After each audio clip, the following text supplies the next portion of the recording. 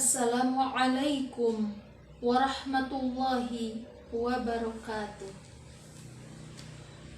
Alhamdulillah, alhamdulillahilladzi amarana bil ibadah bitauhidi wal istiqamah.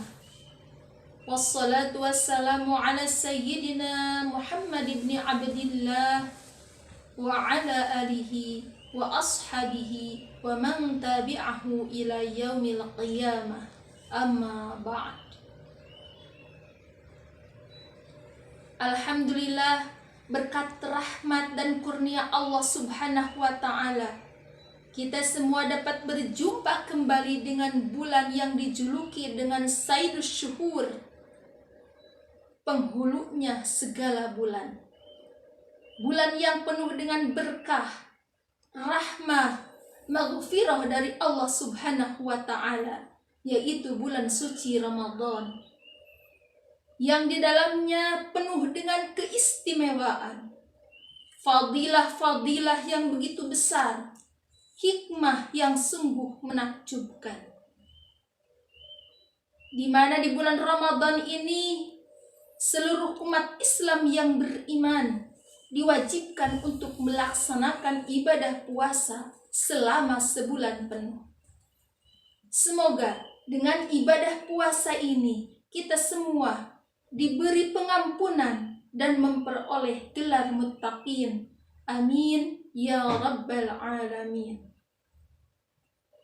Hadirin sahabat-sahabat yang dirahmati Allah, Allah Subhanahu wa ta'ala memberikan harapan kepada hambanya dengan ibadah puasa ini supaya menjadi orang yang bertakwa, sebagaimana termaktub di dalam Al-Quran surah Al-Baqarah ayat 183. Pada ayat tersebut Allah Subhanahu wa ta'ala memberikan harapan kepada para hambanya supaya menjadi pribadi yang muttaqin. Tapi sahabat sekalian, tidak ada seorang pun yang mendapatkan gelar muttaqin secara cuma-cuma.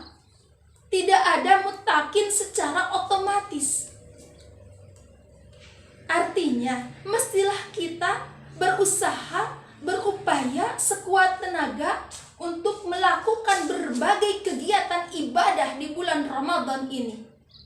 Baik itu ibadah yang wajib, sholat 5 waktu disiplin tepat waktu, puasa sebulan penuh tanpa bolong-bolong kecuali ada uzur, akhir Ramadan keluarkan zakat fitrah supaya mensucikan diri kita,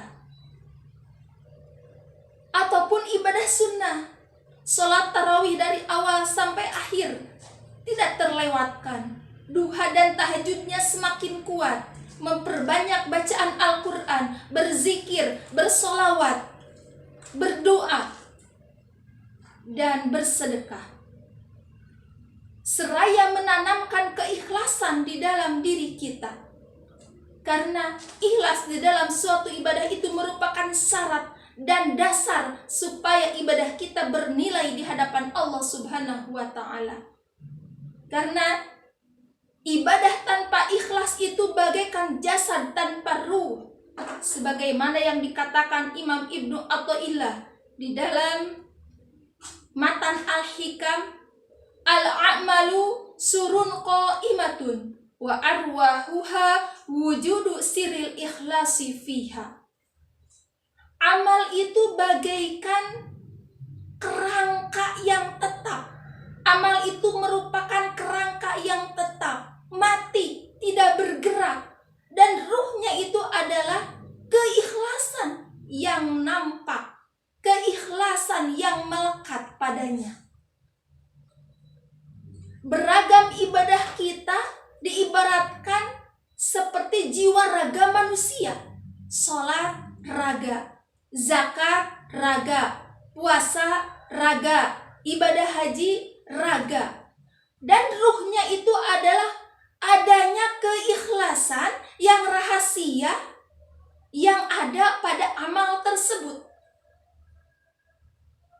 Insya Allah puasa Ramadan ini akan melatih diri kita menjadi pribadi yang ikhlas. Karena ibadah puasa ini kedudukannya beda dengan ibadah yang lain. Jika ibadah yang lain dengan sangat mudah diketahui atau ditampakkan kepada orang lain karena sifatnya jahar, sehingga potensi terjadinya riya dan sum'ah itu sangat besar.